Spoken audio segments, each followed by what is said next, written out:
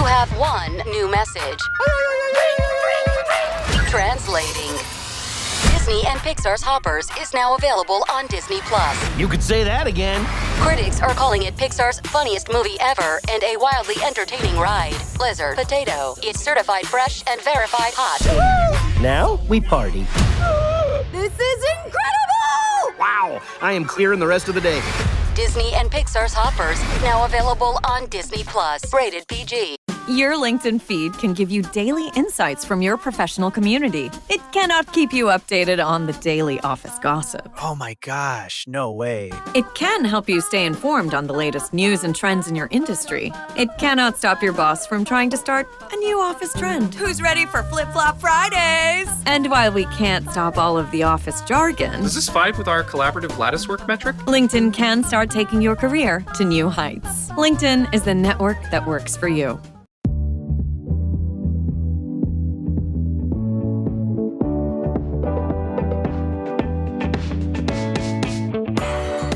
Hello, everyone. Welcome to another episode of Tuned Into Tennis.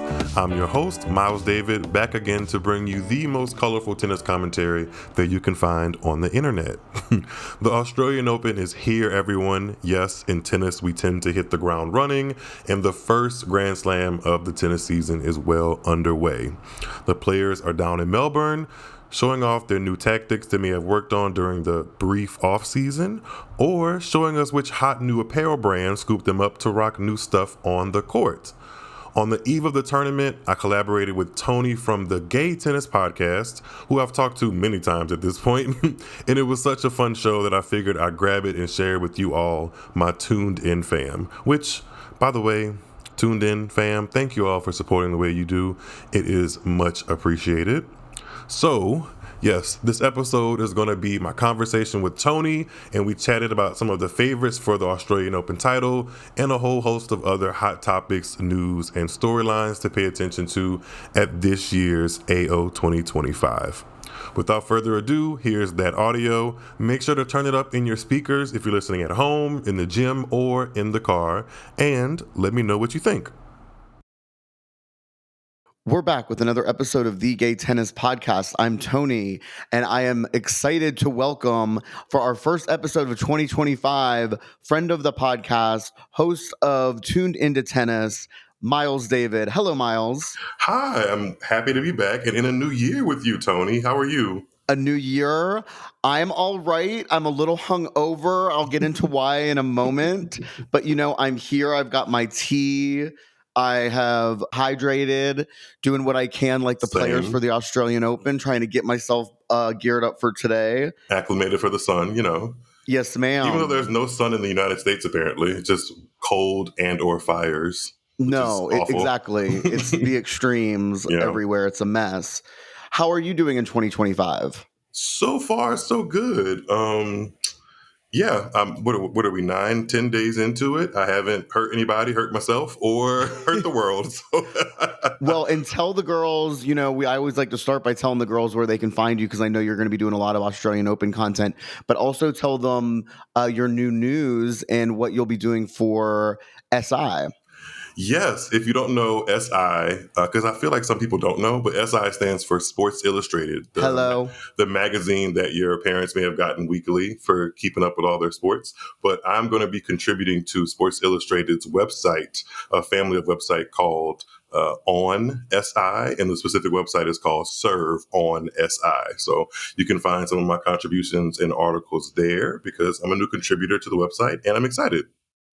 Hell yeah. Congratulations. That's exciting. So you're hitting the girls from podcast, tweeting, Instagram, now writing. So you can get Myles everywhere. I'm really happy for you. That's awesome. Yes. While writing, I'm also going to try to make YouTube a venture too and get myself to 1K subscribers over there. So we're trying to hit people at all angles over here at Tuned Into Tennis. I love it. I love that you're making moves as I'm traveling. I just got back from a 3-week travel block for Christmas, and then I was in PV, which was so fun, and one of the best trips I've taken in a while. If you are a homosexual or person who loves the beach and doesn't mind being around a bunch of gays, Puerto Vallarta has to be on your list. Speaking of writing, I may need to do a short post about the best things to do in Puerto Vallarta, because you can go to the beach and have a very chill day, or you can go to a strip club with a 2-story stripper pole with men going up and down 2 stories worth of stripper pole. So you can do Wait, anything which you one want of there. those did you experience? Oh, sweetie, I experienced everything. I did everything Puerto Vallarta had to offer. I like to describe it as doing one day on, one day off. I would do one Oh, day in with the gay bars, having some fun, and then one day off where I either would just read by the pool or go to the beach. So it really has everything you could possibly want. I love that. I'm glad you. I feel like I've listened to a couple different episodes of yours where you mentioned going to Mexico or just Mexico in general, and I feel like you guys have a good relationship. I've never been to Mexico yet, but you make it sound so fun. I am obsessed with Mexico. And like I said, it's just like a gay mecca. But let me tell you about what's not a gay mecca. And What's that is that? why this is our first episode of the year. Let me just tell you what I did yesterday. Let me break down my day for you yesterday. I'm all Because ears. as our listeners may know, I have not recorded an episode yet this year. So this is our first episode of 2025. And I'm so excited to be back and talking about the Australian Open.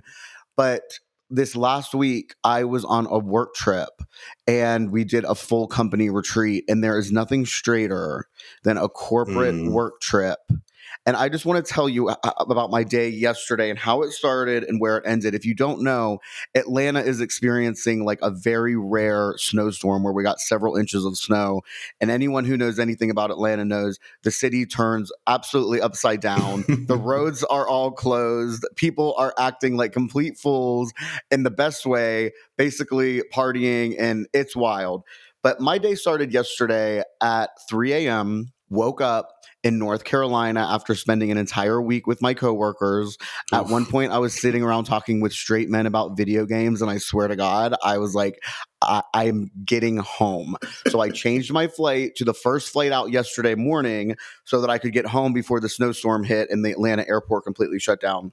So I woke up Mm. at 3 a.m., got into a minivan that I was in charge of driving, and drove 5 straight coworkers to the airport so that we could all board the first flight out at 5:15 a.m. You're such a team player. Okay, honest, I'll tell you exactly. that. You know me fairly well at this point. Now, how do you think I felt waking up and driving a minivan with 5 people in it that were coworkers, no less? And straight. All straight. Oh, that sounds like a personal style of hell for you. It's straight men telling me what I should do while I was driving and where I should be parking and all of that. What was the It was music? What was the music that was playing? Okay, so here's the thing.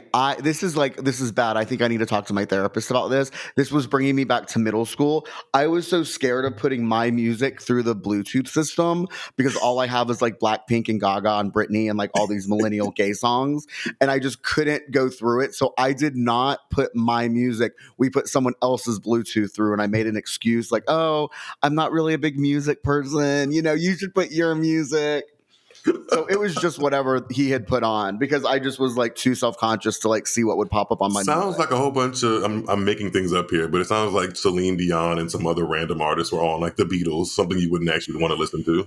Right, exactly. It was more the Beatles vibe. So, anyways, I drove all of these people, parked, got on a 5:15 flight out of North Carolina, landed in Atlanta at 6:30, took MARTA because, of course, getting an Uber and trying to get on the Right. roads was impossible. Took MARTA up to Midtown, trounced through the snow with my bags at like maybe let's call it 7:30 a.m., which was actually really pretty because no one was out. The snow was falling. I had, Oh yeah. I had a little bit of a moment. Came home, unpacked, took a nap, did a little bit of work just to like wrap things up for the week, and then proceeded to go to one of the very few establishments that was open, which is a bar called Blake's, which is like the local gay Blake's on the bar in Park. Midtown. Yes, ma'am, I Blake's on know the where that Park. is. Yep. Mm-hmm. So I trounced down there in the afternoon and proceeded to get absolutely shithouse wasted by about, I don't know, sometime in the afternoon, maybe 3 o'clock. All the local gays dancing to pop music, stayed there way too long until about 10 p.m. and got called fat once. Ended up flirting with a really hot older guy with a great chest. So, listen, it was hit or miss, but we Who had the called you best damn fat? time. And why are they still walking? Oh, actually, this is because honestly, it was kind of funny because I was there with some tennis friends and we were just talking, and basically my friends were like, honestly, he's probably the best player like of all of us. He's so good. So I was like, yes, feeling myself. And it's not good when I'm feeling myself. I'm a terrorist when I'm like too cocky. I need to be brought down a few pegs so that like I'm not a complete terror. And so, anyways, the guy just said so shockingly, he was like, wow, really? You're so good and you have more weight to carry around than them. This bitch. Oh, that was such a subtle way of doing it. I know. I thought somebody out and out called you fat, and I was like, Tony would have turned that bar upside down. I know. Well, and honestly, I was in such a good mood because it had been such a weird day and I was so happy. I'm like, listen, I'll take a slap, bitch. I have gained weight. It's fine. I'll take a hit as long as it's with gay people and there's good music in the But background. he couldn't hang with you in the tennis court. I know that much. He couldn't take No, your he forehand, couldn't. and that's No, what he matters. couldn't.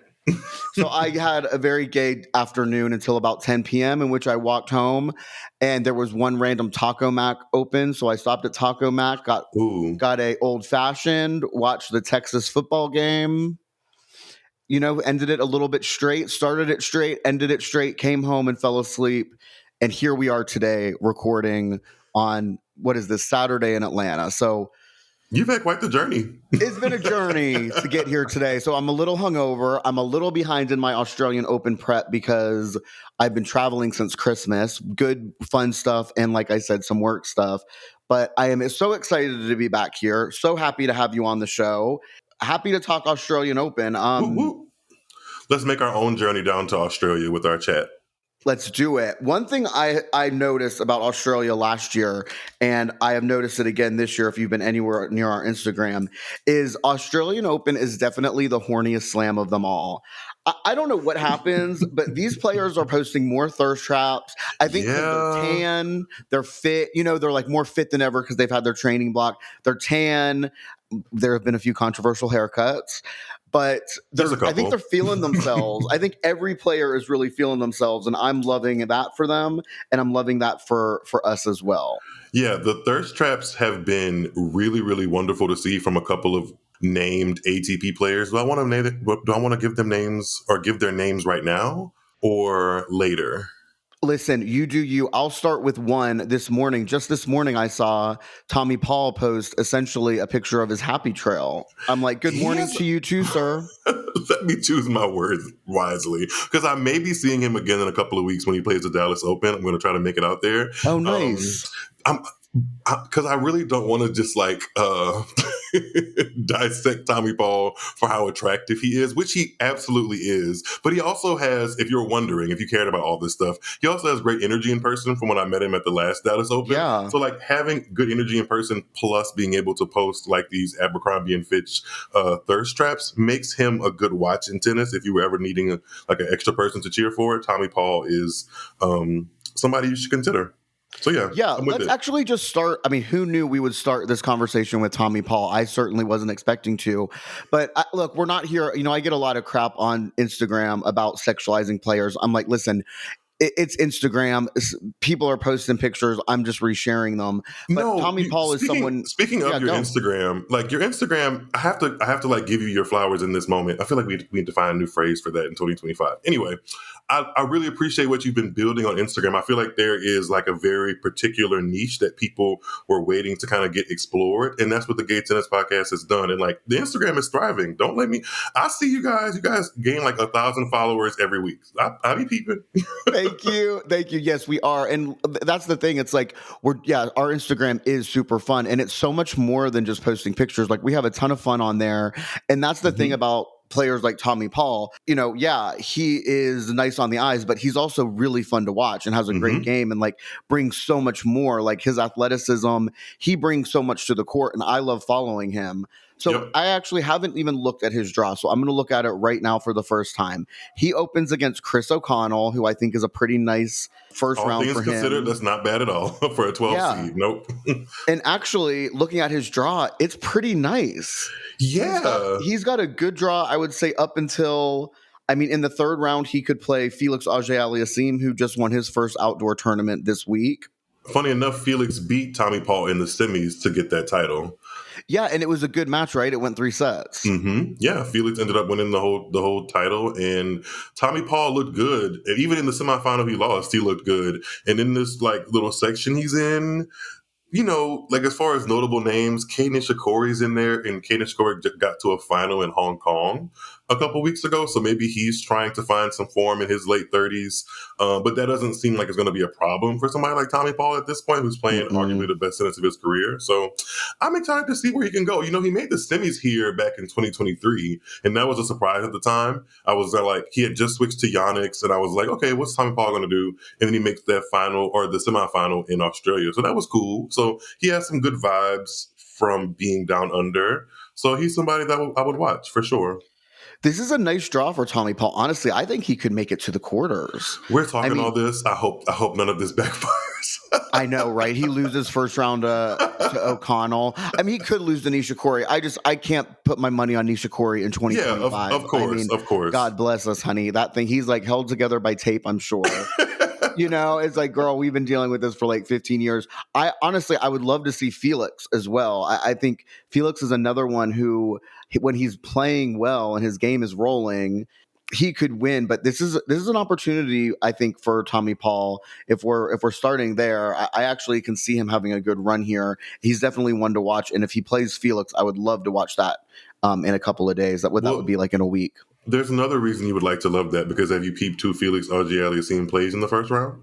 I have. Mr. Jan-Lennard Struff. Yes, Jan-Lennard Struff, who I love because I always say he plays like a Dom top, which in his tennis game, which, there's not a ton who play like him out there. So I like that. But I feel like Felix will be able to beat him. Don't you think? I feel that way, especially coming off of a win that he just got in Adelaide. But I also have watched my fair share of Felix matches and like kept up with his matches results and stuff. And he can put in some clunkers, especially at slams in the past year and some change. So I definitely would keep an eye out. Felix, quote unquote, should win that match. But like you said, Struff is not a slouch, and he does play like a Dom top. Just big swinging forehand and serve, and we love to see it. And he has a happy trail of himself, like Tommy Paul. We love a happy trail. Listen. Okay, so the other names I'm seeing kind of in this section, because this is a interesting section. Right above the Tommy Paul kind of Felix Auger-Aliassime section is where Novak Djokovic and Carlos Alcaraz both landed in the same quarter of the draw. So they could play in the quarterfinals. I'm not so sure. I'm stuttering here because I'm like, I don't know what to say about seeing Andy Murray back there coaching Novak Djokovic. I don't think he does either. Yeah, it's weird, like, right? Yeah. It's a very weird sight. What do you make of this section of the draw? And is there anything that jumps out to you? Are you feeling like Novak's going to be motivated and ready to go? What are your thoughts there? Yeah, I think Djokovic wants to do the thing that we wanted to see like all the greats do, like when it does seem like their body is catching up to him, which granted, like it's not been dramatic for him, but he did have like the knee operation. He didn't win any Grand Slams last year. So like, I think he's going to try to really end his career on a major positive note. And he's been so successful here. So it would make sense for him to be like motivated to play well here. But I'm just not sure. Like he lost to Opelka in Brisbane, and like Opelka comes out of nowhere and like drops 1,000 aces, and like it's hard to play him. But he just watch. Even though we're both not like number one fans and would never wear like a Novak Djokovic t-shirt, it is it's interesting. That's an understatement. Okay, that's a big understatement. Speaking of my Instagram, I have a no Novak Djokovic rule on my Instagram because I just can't handle it. But yes, go on. I respect that. I don't know. I just feel weird about like where he is in his career, and I'm just anxious to see when we're going to see like that drop off. Some people were like saying a loss to Riley Opelka is like the beginning of the end for some reason. I don't know. And then Alcaraz, like I'm interested to see him play because I want to see how much hair is like left on his head after that haircut, because he said his hair grows so fast. That's why he got that like really aggressive buzz cut / fade. I'm not a fan of that. I don't think he realizes just how attractive he is with like his hair grown out. The hair is nice, yeah. Yeah, he has a nice head full of hair. I'm just interested to see what he does at Australia this year, because one of the leading headlines is that if he wins this Australian Open, granted he's never been past the quarterfinals, he could actually leave as the youngest man to complete the career Grand Slam, having won all 4 majors. And that's huge for somebody that's 21. I think Carlos was 21. Yeah. So I'm going to be interested to see how he goes round by round with that maybe looming in the back or maybe the forefront of his mind. Who knows? Because I'm sure the press are going to pose that question to him because he's the 3 seed and he likely should be reaching the quarterfinals to play Djokovic. And at Grand Slams, we've seen how that matchup works for him more times than not. So, yeah, I mean, I can't say I'm rooting for Djokovic, but I do kind of want to see what an Alcaraz and Djokovic match looks like in Australia. So if that happens, I'll be seated for it. A Djokovic Alcaraz quarter is actually wild, and I will be seated for that as well. Like, look, if we're trying to get stars going, like we always keep saying, like tennis really needs stars and star matchups. Like a quarterfinal between Alcaraz and Djokovic is exactly what the doctor ordered, especially with Andy Murray in the box. Probably stressing out, pulling his hair out. We all know how dramatic Andy Murray can be up there. So I am 100% down to see that. And looking at Alcaraz's draw, it's pretty nice. I mean, I see potential 4th round would be Jack Draper, who might He be needs injured. a haircut, actually. Sorry, Yeah, speaking of haircuts, his hair, he might not even be able to see the ball because his hair is so long in his face. I don't know maybe there's like an upcoming photo shoot or he had a photo shoot that's requiring him to be a little bit more grunge. Because when I thought about him like Not on grunge. his come up, is he not giving you that vibe? Like last year he had a mohawk or something like that, and now he has like just this overgrown hair. So I'm not sure what's going on. Maybe it has to be like an aesthetic. I associate grunge with like the 90s and like kind of people being gross and not showering and not put together. And Jack Draper just feels like too put together for me for grunge. But I do agree, the hair, it's definitely giving that vibe. I wish you guys could see my face because I don't think he's that far away from grunge. Okay, maybe this will be an Instagram poll. Is Jack Draper giving grunge with his long hair? Yes or no? I would vote yes. I would, just because it looks like he's like, I can't describe him, but I feel like if you like grunge guys, he would be fitting the bill perfectly right now. But that's not what I associate him as, because when he was on the come up, he was kind of more clean cut and like Calvin Klein-esque. So maybe he's trying to rid himself of that. I don't know. Maybe he's going through his like next era of life. Oh my gosh, he's emo. He's in his emo stage. God bless us. You know who else is emo when it comes to slams? And that's Seb Korda. Or maybe he's not emo enough because Seb Korda just made the final of a lead-up tournament, lost but played well. And it feels like he's always playing well right before Grand Slams and then is always flopping in slams. As an American, we've been hearing about Seb Korda for a long time. I just don't know what to make of him, and I don't know what to make of Draper, and that's kind of why I'm like, I just see Alcaraz continuing to stroll through. I do want to see like his matches up against those two if it happens, for sure. Just because they're in or around the same age bracket, and they could be developing a rivalry for some time. So like if the seeds hold and we do get a Draper and Alcaraz 4th round, I'll definitely be sat for that one as well. I just think it's an interesting time for men's tennis to kind of see some of those names. Like, for instance, Sebastian Korda, who we were just talking about. I have this theory that I don't know. Oh, Lord, not a Myles theory.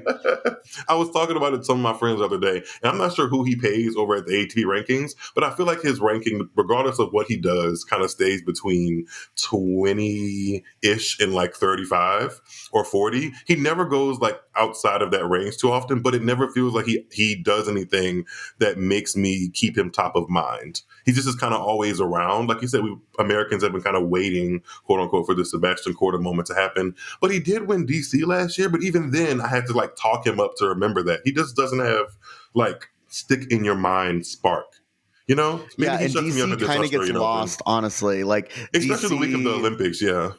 It's like it's that first kind of people are still kind of getting into the summer hard court season. But if he is paying someone over at the ATP for his ranking, then I know for damn sure Alex Zverev is as well. Because not only is he coming in as the 2 seed, which just doesn't mathematically make sense to me, but he's also on the opposite side of the draw of Sinner, Alcaraz, and Djokovic. The 3 biggest favorites are all in the top half and are all going to be battling it out, whereas Zverev's down here at the bottom. And, you know, honestly, if you're looking at his draw, he also has a pretty nice looking draw. I mean, Lord, I have another rule of not talking about Kyrgios either. Oh, brother. I know. I know you get a little more engaged with it. I'm like it's like the same way I feel about Trump. I'm like, I just can't engage. Well, at least But Kyrgios, I think Kyrgios secretly likes me. He's always in my mentions on Twitter. So is he? He's been there several times. He likes to camp out. Listen, let him get you that engagement because you're always keeping things interesting on social, which is why I enjoy following you. You are always getting the conversation going and getting under the girl's skin, which I find fun and hilarious. I think it's funny that Nick Kyrgios, if he wins his first match, which I don't even know if he will, who knows if he's healthy. I hope, honestly, I'm just ready for the Kyrgios show to be wrapped up very quickly this tournament. But he always used to talk shit about Sebastian Baez, and they could meet in the second round. So honestly, it's a really pretty nice draw for Kyrgios, but he has to get through the matches. Who knows if he can? Yeah, exactly. He has to get through them, and I don't know if he will, but I assume Zverev would take him out in the third round anyways. You know what Zverev's doing as far as his ranking and why he's number 2? He's actually pulling a move from one of your antichrists, Miss Caroline Wozniacki. Oh, God. You remember back in 2010, 2011, she got to world number 1, and she won some big tournaments, but she basically played every week. Zverev played 90 matches in 2024. Wow. Like, that would explain why he got to world number 2, because, like, he won 2 Masters 1000, semis of a slam, final of another one. So he just was compiling points week after week, but it still doesn't feel like he's the second best player in the world. So not when Alcaraz won 2 slams, Sinner won 2 slams. It just doesn't feel like it. And then Djokovic, I guess, he didn't have the greatest year last year, but we know what he can do. Exactly. God, that's such a good comparison with Caroline Wozniacki. My favorite thing about Caroline Wozniacki was when Sharapova got her drug ban. Sharapova's coach came out and was like, yeah, of course they all want Maria to be banned because this is the only opportunity for players who would never win a slam to win one like Caroline Wozniacki. And wouldn't you know it, that's the one time she won her one lonely slam was when Serena was pregnant and Maria was on her drug ban. So you're not wrong. You're not wrong. I just love that. Maybe this is the time we can use to jump into the women. Was there anyone else? I know Yuri Lehechka won a lead-up tournament coming in. I have added him to my list of players in the best legs conversation. I think Yuri Lehechka. That's a wonderful segue because Lehechka has great legs, but I want to get your opinion on somebody else who I think has great legs, but hasn't quite entered the conversation yet. Okay, let's do it. But I want to say Yuri Lehechka has the legs that not only do they look good, but he can play forever. He's a tough out. I actually think Yuri Lehechka is going to have a better year this year. I think he's going to be more in the conversation and in like the tennis lexicon. So I'm just kind of planting that seed. He just won a tournament to start the year. Keep your eye out for Yuri Lehechka. I like him in his haircut when it's really sharp. He has like it gelled over to one side and like a part on the other side. It looks really nice. He's like Thomas Burdick of the now, which I can appreciate. He is. He's this generation's Burdick, which, listen, we always need a Burdick around. And those were some nice legs, too. Like when he just didn't wear, like, short enough shorts to, like, highlight it. But if he ever rolled them up, you'd be like, oh, my God, the quads, like, have that tear duct thing. Like, exactly. He had it going on. The problem with him was his ass couldn't move. He had those big, strong legs, but he couldn't move because he had the most beautiful strokes. He was giving Lindsay Davenport early on in her career, honey, the most beautiful strokes, but could not move around that court. It was so upsetting. Those are some of my favorite players because I can relate to them. I hear that. I wish I hit the ball as cleanly as Thomas Burdick or Yuri Lehechka. Shit. That'd be something. Okay, hit me with your new player. Well, you said hitting the ball cleanly. I don't know if there's anybody hitting a serve any cleaner than Giovanni Pesci-Pericard at the moment. And he's quietly like the third ranked Frenchman. He's seeded at this Australian Open, but he got a tough opening round against Gael Monfils. Yeah, he's seeded 30 and plays Gael Monfils first round. And Monfils just won that title in Auckland. And I think he now owns the record Monfils does for oldest man on the ATP Tour to lift the title at 38 years old. So there's that. But in Brisbane the week prior, I couldn't help but realize that Pericard needs to be like involved in the conversation of best legs. He just doesn't it doesn't happen overtly because I feel like he got quickly put into like the serve bot realm. And serve bots are typically considered like Riley Opelka, John Isner, or Kevin Anderson, kind of boring. But Giovanni isn't boring. And I said this on my podcast this week. He fills out his Nike shorts very well. And I'm trying to figure out, am I biased? Or does he actually do it? And do you think he could be like a heartthrob-esque of the ATP tour that like people want to watch simply because they find him attractive. I'm considering if he's there yet or will be there. I'm so glad you brought this up because I do think this is one of the most interesting first rounds and would be really fun to watch because Monfils is always fun. Like you said, he just won a title, is playing really well. And then that draw is bullshit, by the way. I'm highly annoyed by that because I do think Pericard is one of the young up-and-comers. Here's the thing. It's like he is a serve bot, but I feel like serve bots, because of the players like a John Isner, like who have just not been fun to watch, they've gotten kind of a bad rep. Like you have to say he's kind of a serve bot because of how successful his serve is, but he's not a one-dimensional serve bot. It's not like that's the only thing. He's got an interesting one-handed backhand. He has more of a more varied game than the rest of those players, and he's really good at the net. He's coming in constantly, and he's super tall, and he's going to be super hard to pass. So I am a big fan of his. I agree. I think he is pretty thick for how young he is because he's young too, right? 21. 21 years. To be 21 years old and already coming out like that, I think you're 100% right. He's one to watch because, he's only going to get stronger and bigger. So I think you're right. People are sleeping on him a little bit. I enjoy watching him from what I've seen. And I think someone like Gael Monfils is a perfect person to kind of be a foil for him for people who want to watch a fun match. Like that'll be a really good match. So we'll see how it goes. It's kind of like Mentor. I don't think Monfils. I don't think publicly they've ever said that Mentor is that Monfils has mentored Giovanni. But it's almost like this, French tennis 20 years later. Because back in 2005 or so, Gael Monfils was that like hot, flashy Frenchman on the come up to watch, and now it's Pericard. So. That if I had tickets to the grounds, AO would definitely be sat for that match. But it might actually be on the show court. Who knows? Yes, I would be sat for that match as well. There are a couple of other ones I would be sat for, most notably Fognini Dimitrov. I'm going to keep I didn't even know that was happening. I know. Well, because it's like two people who are like, on the other side of the curve, let's say of Pericard. Pericard's young, 21. Fognini and Dimitrov, they've been so injured. They're on the latter half of their career for sure. But I am a big Fognini apologizer. I think he's one of the original Calf Kings. I find him to be very entertaining, and he has every shot in the book. Dimitrov does as well. So it's kind of like a little bit of kind of good versus evil because Dimitrov is like the most liked player on tour. But if I had a grounds pass, I would be interested in seeing those two because I don't know what you're going to get out there, but I know you're going to have fun. Yeah, I can see that for sure. Having fun. All right. We'll move on. The last person I did want to bring up, I think Arthur Feast, this is his chance to make a move. He has a nice draw, and he hasn't done much at the majors. So for me, it's like, Arthur, this is your chance. I'm dying for him to become a household name. I'm hoping he has a big run here. I hope he does too. Who does he take on in the first round? Don't know who that is. He takes on Virtanen in the first round. Have you ever seen who Virtanen is from what is this? Finland from Finland. I know it's somewhere over there. I'm being exposed to. I don't know. I have never seen Virtanen. Halise and Walton is a great second round. Third round would likely be Humbert, who's good, but he's just beaten him. He beat him in Tokyo in October when he won that title. So yeah. It's exactly. possible. I also want to give a shout out to Habib, who I believe is the first Lebanese ATP player to play a slam. I'm half Lebanese, so shout out to him. Hey, his name is Hadi Habib. Hello. I love that. He's kind of a Hadi himself. Hadi Habib. I love that. But yeah, so Feast could get to the fourth round to play Zverev. I just feel like this is a good opportunity for him. I hope he takes it. He hasn't been playing amazing though. Like he lost to the eventual champion in Hong Kong in like maybe the quarters or semis. So I'm a little nervous. And he also didn't look great at the Next Gen Finals, which was literally a couple weeks ago.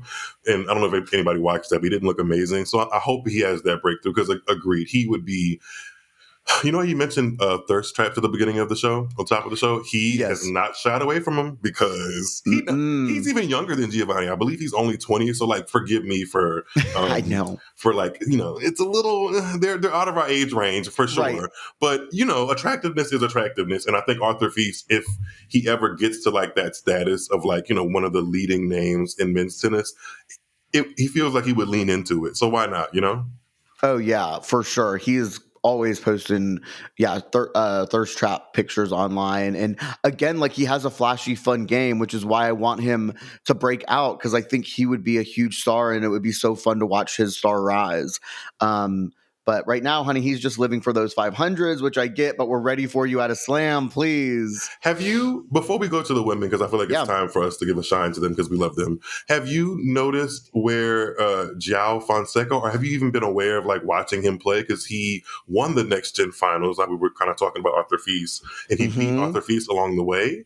And he plays Andrei Rublev in the first round, and that is like upset alert for a lot of people because Rublev, you know, he typically gets to the quarters at slams, but even that's kind of been touchy. He kind of keeps going, you know, crazy on Grand Slam stages, and Fonseca is kind of like red hot. So I was wondering what you might have thought about that. Do you think Fonseca is fun to watch if you've watched him? Yeah, I've seen him a little bit. I know he's like the hot pick for everybody. I definitely think he's good, and he's going to be someone who, like, he qualified easily, which I always think is a good sign, like if you're playing on the grounds and you're qualifying. But at the same time, I'm always worried, like, okay, it's 5 sets. He's so young. This is new to him. Rublev is a hot mess and like straight up abusive on court. I've talked about that endlessly, but he's been around and he's played so many slams and he just has the experience. So I feel like I see Rublev getting through that just based on like the fact that it's a 5 set match. Rublev's been there a million times, but again, like, that's a workable section for them as well. You know, that could be a third round with Tiafoe, which could be fun. So I would be seated for that first round, but I feel like Rublev's going to end up pulling it out probably in 4 or 5. I'm definitely going to watch that to see where those two go, especially because I see Tiafoe is lurking in the draw, and I want to see how far Tiafoe can go with his hot new bright pink Lululemon kit. I kind of love the Lululemon move for him. I like it. It's just that, like, he's going to have to because in my world, Nike supersedes. Like, I'm going to buy Nike products before I buy Lululemon. I feel like that would be true for the average person. So he's going to really have to like big up bringing their brand into more cognition or more relevance. But we shall see. It was a little basic, but the color was great. Like, the color grading and like how pink it was great. But it's also just a t-shirt and shorts. So, you know, we'll see what happens. But I do feel like that's a greater conversation to have one day about how Nike is just not really interested in tennis. But that's for another day. I know it's sad what's happening with Nike. They were so big with like the Serenas, the Sharapovas, and so many others, and now they've really dropped. The one thing I think is like Tiafoe could be the first like kind of breakout for Lululemon. I think was Layla Fernandez, is she Lulu as well? She's Lulu as well, and her shade of pink that she's wearing for her like skirt and top is like that same color for France. I think she always looks good. I love Layla Fernandez's kits usually. So yeah, I just feel like Lululemon as a brand is a little bit more on the like, we're gonna stick with the simples, like in the essentials, which is fine. Whereas Nike, even though they missed sometimes, they were willing to take risks. And I feel like Francis is somebody you would want to like lean in with taking risk on, but the relationship didn't work out that way. So imagine buying your kid a toy only to find the batteries aren't included, or buying furniture but missing the tools to build it. Frustrating, right? Now imagine the exact same feeling, but you're paying way more. That is what buying business software usually feels like. Fragmented, disconnected, and incredibly expensive. Odoo completely changes that. Odoo is a complete, fully integrated business suite where all your apps actually talk to each other. We're talking automated lead routing for your sales team, seamless AI integration, and intuitive point-and-click website builder. It's everything your business needs to scale, saving you time, headaches, and money. Stop piecing your software together. Go to odoo.com. That's odoo.com to learn more. Pace Checkout is offered by your banks and credit unions. So when you shop online at participating merchants, your cards appear in one place, ready to use and kept up to date. And the best part, your actual card number isn't shared when you check out, because boundaries are healthy, like no work emails after 6. One small step for boundaries, one big leap for checkout. Pace. It checks out. Activation required. See Pace.com to learn more. Terms and conditions apply. Well, I don't know if Nike took a risk on their outfit for Arena Sabalenka as we move over to the women, but I am just not here for this yellow. Maybe it'll look good on her on court with the blue court. I'll give it a shot. But from the pictures I've seen, I don't know. A yellow, I'm like, for Arena, I just don't know. I did love Coco's yellow kit she wore at the Australian Open last year, but I don't know how I'm feeling about this. Arena Sabalenka, who also won a lead-up tournament, is playing great. We all know how much she loves Australia as the two-time defending champ. Yep. She opens against our WTA Barbie, Sloane Stephens. What do you make of Sabalenka coming in this first-round match? I think Sabalenka should have her way because, like, Sabalenka is the form player, especially once you put her in Melbourne over the past 2 years. And Sloane Stephens has been struggling to win matches anywhere. So, like, as much as she looks like a Barbie, she plays like she wants to be in the back of the corner of Big Lots, like just over it. Sorry, Sloane. And like, I want her to be front and center, like at the wonderful like Sephora, like just that's how pretty she is, and that's how good her game can be. But like lately, it's given like back of Big Lots, like I said. So. I think Big Lots just went out of business. The Big Lots is struggling, even though I have to say I randomly bought a really nice kitchen table. They had nice stuff or have nice stuff at Big Lots once, but I'll say that hurts me dearly to hear. But it's so true, Sloane. I mean, it's hard to say. For years, it's been hard to say with Sloane, but I'm almost hoping that this match is like happens and will inspire Sloane to have a better year and like really give it one last go. I'm not ready to give up on Sloane Stephens. I think at her peak, some of the best tennis I've ever seen. I just love Sloane, and I'm just hoping something clicks. But yeah, I don't think it's going to happen here. She has not had, shockingly, a great start to the year. So I don't see it happening here. But I do think Arena Sabalenka, obviously, like I said, she came in with a title. But this is an interesting draw. She's got Clara Tauson in here, who just won a title-ish after Naomi withdrew. Which is wonderful. Yeah, we'll get into the Naomi Osaka of it all. But she's got Noskova here, Mira Andreeva, who I know she's beaten a lot, but Mira Andreeva feels like she's just a tough out. I don't know. What do you make of Sabalenka's draw? I really don't see a major issue for her if she's playing well. Like, even if she drops a set and somebody comes like against her just playing the best tennis of their life, I think she's at a point in her career and her game where she's comfortable. Like, I'm not saying she can't have her meltdowns, but it's really been interesting to see how secure she's gotten with her game and how effective it is against pretty much everybody. So I'm looking at the names like next to hers in the draw, and it would really have to take a combination of them playing incredible and her being below par on the day. And as a two-time champion, I feel like the worst that can get to her is like the pressure, but she should be swinging freely. Like, she just won a title. She comes in as two-time defending champion. That, like, this whole section of the draw that she's in, and maybe the entire half really, is kind of hers to demolish through if she really wants to. And she can. And her team looks so damn fun. Every time I see them, I'm like, are great. I want to join Team Sabalenka. Do you need like a gay bestie just to sit over here and build you up and gas you up? Be like, girl, you're slaying. Like, I want to be that person. I want to do that. They seem like they're having a good time. The one matchup in this section that really pisses me off, if I'm pissed off about the Monfils first round, have you seen? I just lost it. Okay, here we go. We talked about my Antichrist earlier, one of which is Caroline Wozniacki. Another one is Laura Siegemund. Oh, yeah. She's not high up on my list at all. Girl, I could sit and give me a cocktail or two, and I could really... Just one sidecar, and I could talk about Siegemund for hours. Exactly. I could really start to slander some Laura Siegemund. And you know who she's going to have to deal with Laura Siegemund in match one is Haley Baptiste. Is Siegemund going to absolutely drive her bonkers and win that match, or you think Baptiste most likely can pull that out? I think she's going to drive her bonkers regardless, but hopefully Haley can steady herself and like use the weapons that she has to take out Siegemund. But like, there's a reason Siegemund is still like known as a headache on tour because of her gamesmanship and like how tricky her game can be. So that's a tough one to open up your like Grand Slam season with against or for if you're Haley Baptiste, but. She's also in that section Siegemund is where Zheng Chen-Wen is, the 5 seed.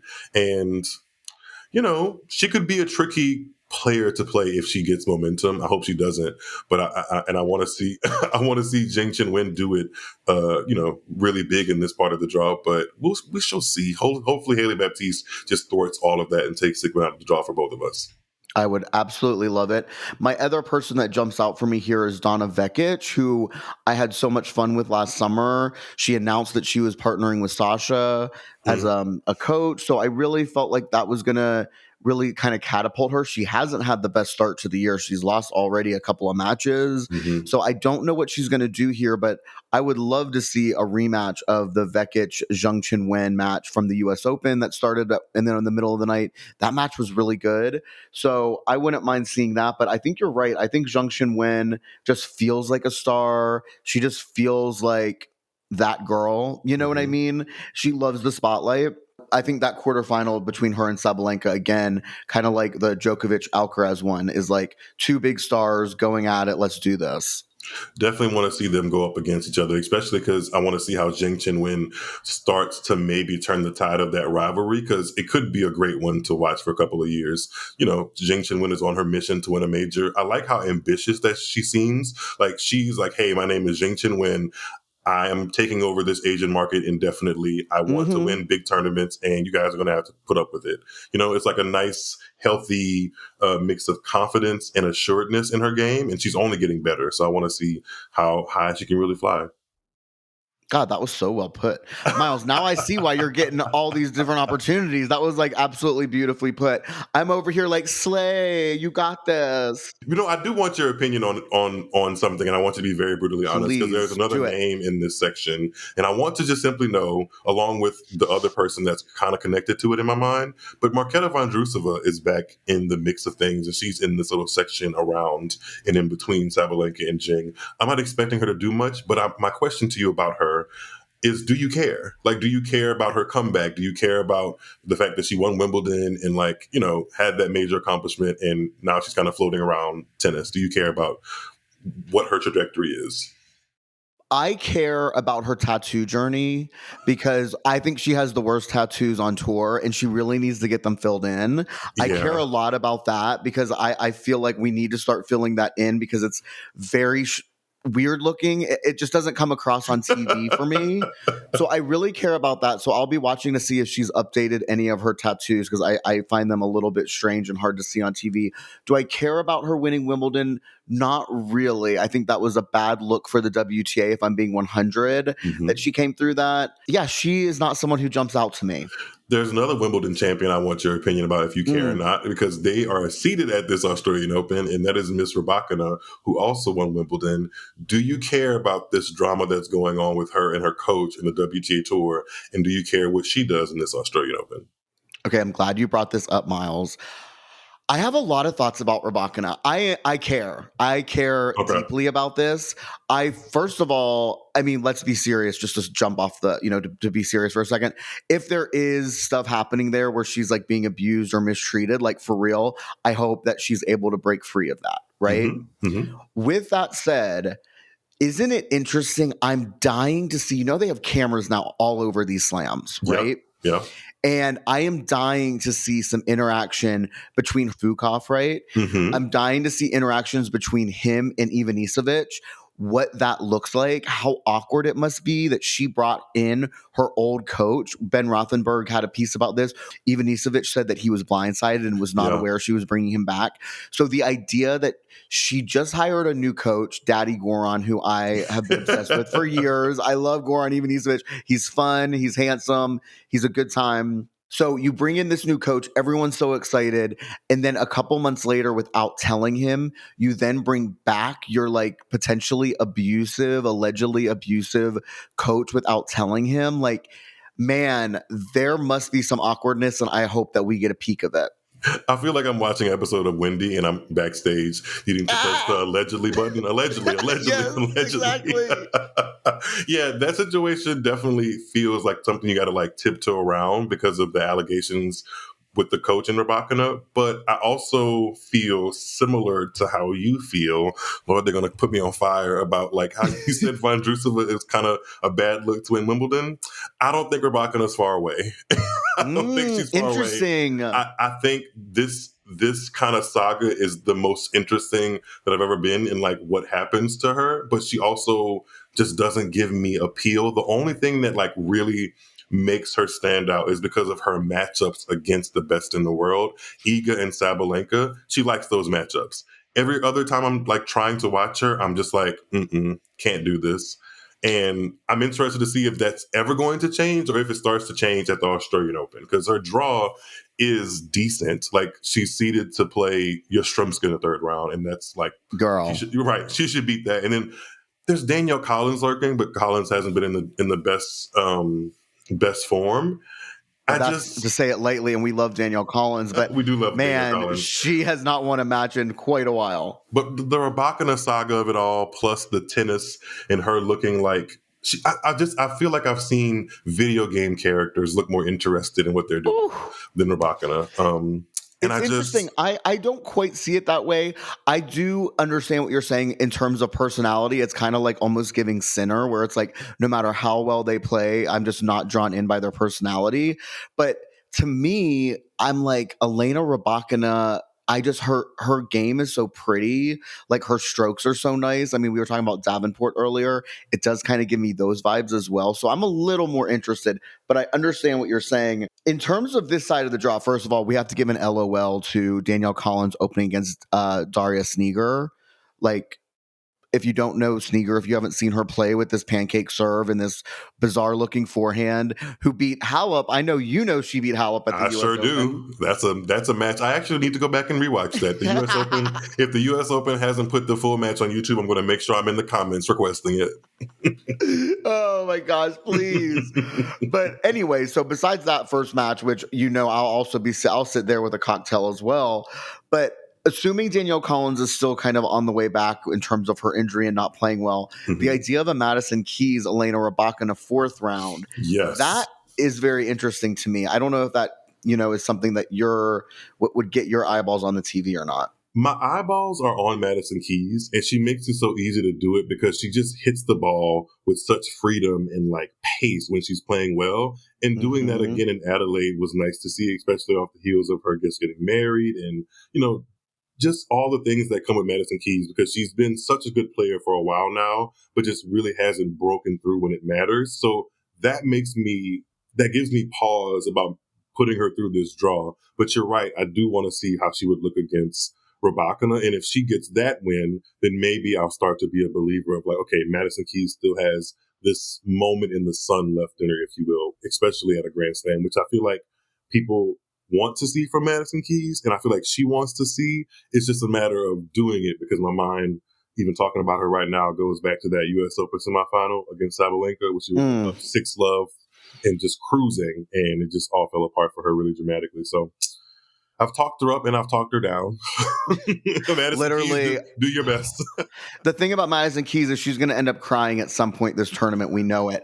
So, and I don't mind a teardrop, but I'm like, I think I've seen her cry more times than I've seen any other player cry. I'm looking at this draw and I'm like, the winner of the Keys Rybakina fourth round, I might have in my final. Like, this is a nice looking draw. A lot often. I've been seeing that when people like when people put out their like, fantasy, this is how the draw is going to work out. This is my champion. I've been seeing that happen, and Keys keeps going and progressing through the draw. It's just, I have to see it. I kind of have to see it to believe it with Madison Keys. I hear you, and we have not seen it before. I do see Amanda Anisimova down there. She could play Iga on the third round. I would be tuning in for that too. Speaking of tuned into Amanda Anisimova, are you aware of her place amongst the queer community? Okay, I have heard rumors. I have not. Let's throw an alleged out there. I was going to say, let me press the Wendy Williams allegedly button again. Yes, throw allegedly out there. I have seen pictures of her and certain people, and I have heard rumors, but I have not gotten confirmation, I don't think, from her. What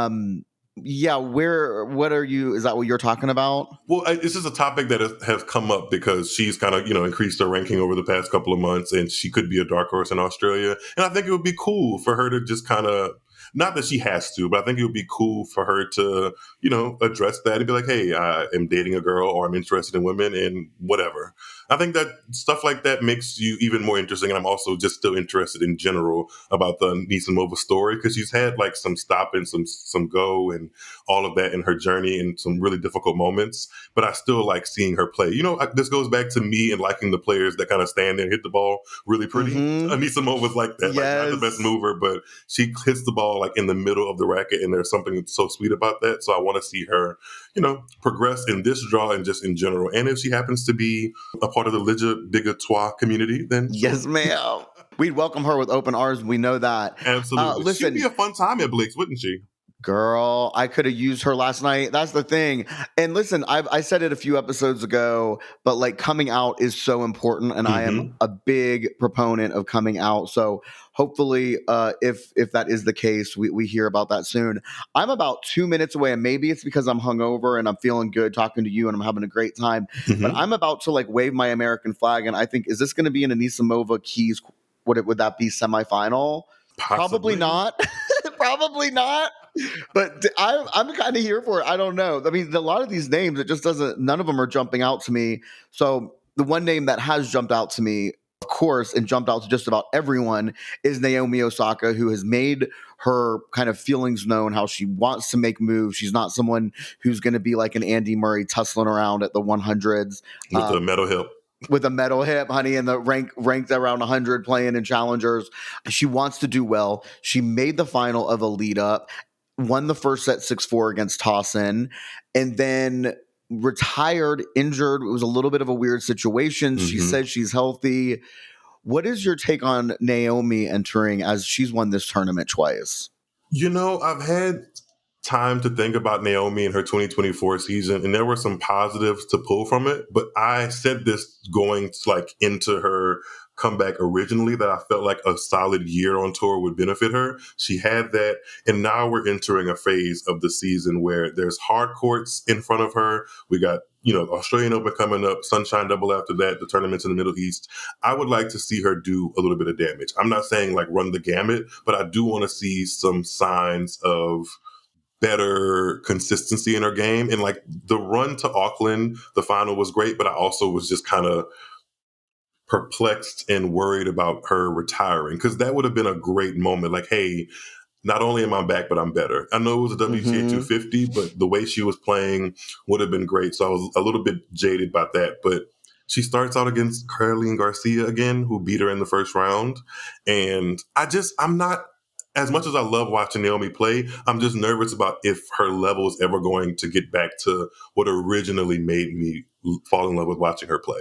It's a little spotty out there sometimes. Like some matches, it's like, oh yeah, it's coming. It's definitely going to be there. And in other matches, I'm like, oh, she is of course she is. She's a different person. She has had a kid. She's gone through stuff in the public eye and been scrutinized.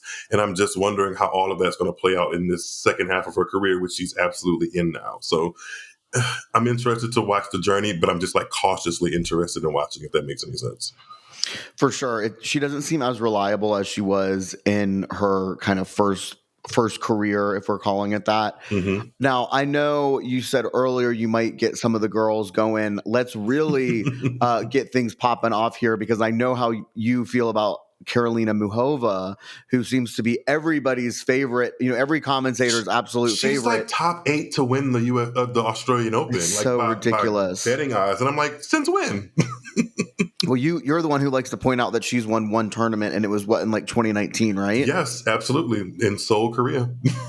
So do you think if Naomi gets that second round, which I do believe she'll get a shot at her in the second round, can Naomi beat her and go on a run here? What are your thoughts there? I think Naomi can beat her. I just also think that matchup poses a problem for Osaka, and Muchova absolutely loves it.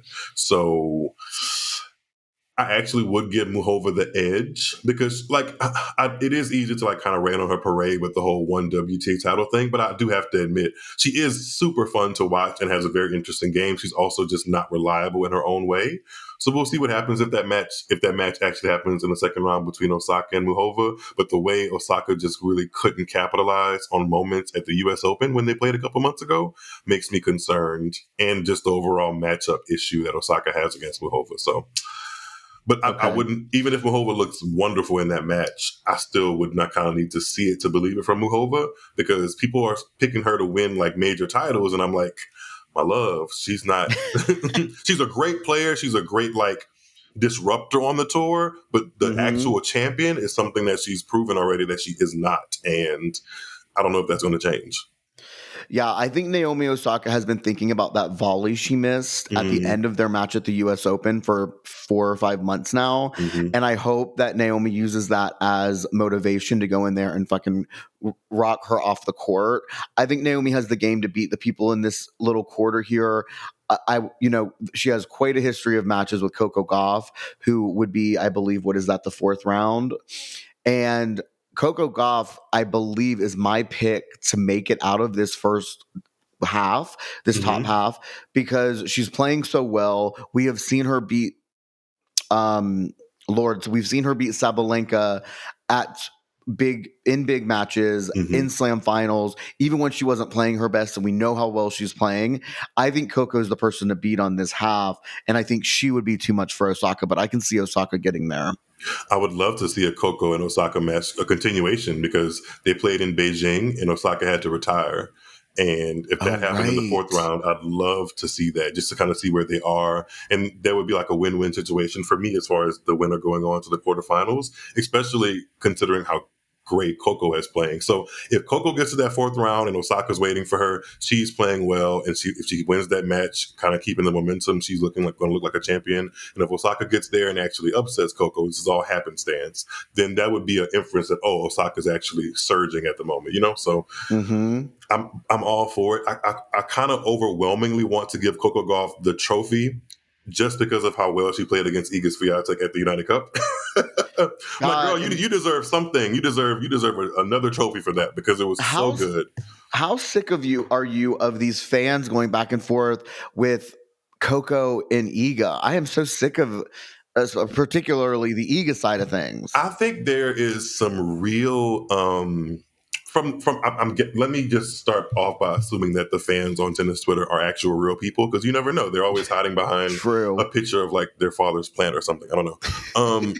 So assuming there are real people, I think there's some actual animosity from Iga fans that really, really love her towards Coco, because Coco gets a lot of the adoration from the general public that Iga just doesn't. And Iga is very much so the more accomplished player. And there is some resentment. And now you factor in that Coco has gotten better, has won their last 2 matchups. And it's like, like the animosity is starting to like really get a little louder and more heavy. So there's that. I actually do think that the Iga and Coco rivalry would be amazing for women's tennis. It's just that, I don't know, it would kind of... I don't know how to put the dynamics of that matchup and why it's so weird, but I do see a lot of it kind of like starting social media stuff, and like that's good for women's tennis, but also like kind of not fun when you get into the comments of it all, because apparently the Polish fans can be very racist, and it's just not a good look. But I don't know. I'm not surprised that there's racism coming toward a successful Black woman in tennis. We've seen that a few times. I know I don't have to tell you that. But I'll say, sorry that Coco Gauff is that girl. Like, she just is. There's an it factor here, people. Like, Iga, we have nothing but respect for Iga. But, like, there is an it factor that Coco Gauff has a charisma that you just can't pay for. And unfortunately, that's going to piss off, I guess, a lot of Iga's fans. But it's not Coco's fault she has it. You know what I mean? Yeah. I mean, we haven't talked about Iga once in this whole podcast, and we've been at it for a little minute. Yikes. We also didn't talk much about Sinner either. And listen, because there's not there's not much to say. It's like they're good. We'll see. They both are in the midst of, potential drug bans. So that's the most interesting thing. They should have brunch together. And maybe that'll be interesting. They should have brunch together and tell us what happened with those contaminations. Maybe Sarah Irani's grandma can cook them pasta one more. Can you imagine? Yes, all the tortellini, all the melatonin, just a whole party. Yes, it'll be fun. Okay, Myles, anything else Australian Open related you want to talk about before we get to the gayest moment of the week? As far as Australian Open, I love the fact that it just feels like there's so much happening at once, especially around the time that it happens. I know the time zone can be a bitch, but like if you are like getting home from work around 5 or 6 or whatever, like and you're on the East Coast, the matches kind of start picking up around 8 or 9. So you kind of like get yourself ready for like an evening while watching tennis, kind of like even though the matches might be hot and spicy, you can kind of like just get a glass of wine and chill out. I love that about the Australian Open. I love their social media channels. They're really easy to kind of keep up with, and they really invite you into keeping up with the story of the Australian Open. So yeah, I'm excited about the whole thing. Oh, and ESPN Plus is going to be your best friend, because the ESPN like actual cable broadcast might not be your best friend, because I don't think it comes on when the matches you might want to like watch are going to be on. That's the tricky part about it. But other than that, yeah, I'm excited. Good. I agree. And I am so grateful that you came on. You're such a fun person to talk to. I, of course, gave you zero prep. We had no real, agenda here. I'm so grateful that you're able to just hop on and give us a fun hour of your time. And I'm so thankful. Let's dive into the gayest moment of the week. My gayest moment of the week was this morning. I am officially watching The Traitors season 3, which is the gayest show on TV, the queerest show on TV. Is that the one that Phaedra was on for a little bit? That's right. Yeah, Phaedra was the star of season 2. I don't think season 3 is going to quite hit the highs of season 2, but it's damn good. There's a lot more queer representation. Bob the drag queen's on there. He's a big part of the storylines already. I'm going to be working The Traitors into our next episode as we close out the Australian Open. So you can look forward to that. Make sure you're catching up on The Traitors. But that is just such a damn gay show with Alan Cumming hosting it. And it's a lot of fun. So get into it. We're going to be talking about it here. Myles, what about you? What is your gayest moment of the week? I don't know about Traitors, but if I have to put something that I've done in the gayest category of the week, I think you might like this, Tony. I'm excited. So have you ever been to Raw Sushi in Atlanta? Of course. You like it, don't you? It's like a nice vibe. Yeah, for sure. It's kind of romantic and edgy inside, like with the red and stuff like that. Very modern. So I'm in Houston, and there's one in Houston, and I went there for the first time, and I was on a date, actually. And I don't know what he ordered. And it wasn't our first date, so we have a little bit of rapport. And it was something that came, and I think the gayest thing that I did this week or so far in 2025 was actually allow him to feed me. And I was like, this is really gay, but also very romantic and cute in the moment. So I was like, yeah. There we go. And sexy. Yeah, I enjoyed it. So I feel like that's a very, for people that can relate to dating and all that kind of stuff, that's a gay moment of the week. Ooh, Myles, I'm excited. I'm happy for you. That's a fun new addition. I'm excited to hear more about this. I hope. Oh, brother. Well. I hope so too. We'll see. But guys can be guys. They can. But listen, let's start 2025 on a little love note. You know what I mean? It's something. Worse things have happened. Yeah. I feel like that's a very healthy gay moment of the week. It's very gay. Being fed sushi on a date by another gay man is a great place to be. Of course, I'm sitting in my room watching Traitors by myself. So that's where I am. That's my gayest moment of the week. So thank you for spicing it up a little bit. Before we hop off, Myles, tell everyone where they can follow you, where they can find you, your coverage of the Australian Open. All of that good stuff. Yes. Well, first, before I do that, Tony, it's always fun to chat with you on the Gay Tennis Podcast. Always, always, always. You can find me across all socials at Tuned Into Tennis. You can also find me, like I said at the top of the show, on Sports Illustrated's website, Serve on SI. Look up my name, Myles David. You can find my articles that'll be released throughout the Australian Open and the rest of the year. And also, I'm on YouTube, again, Tuned Into Tennis, and your favorite podcast platform like Apple Music and Spotify. You can find Tuned Into Tennis there as well. So I'm all over. And keep your eye out if you're in Raw Sushi's anywhere. He's making scenes at Raw Sushi's, honey. Oh, my God. Allegedly. Allegedly. All right. That will do it for this episode. For more from us throughout the Australian Open, get in on our Instagram, on our Twitter, on Blue Sky. We're at the Gay Tennis Pod. Thank you, Myles, and thank you, everyone, for listening. Enjoy the Australian Open. We'll see you soon. Take care. Bye.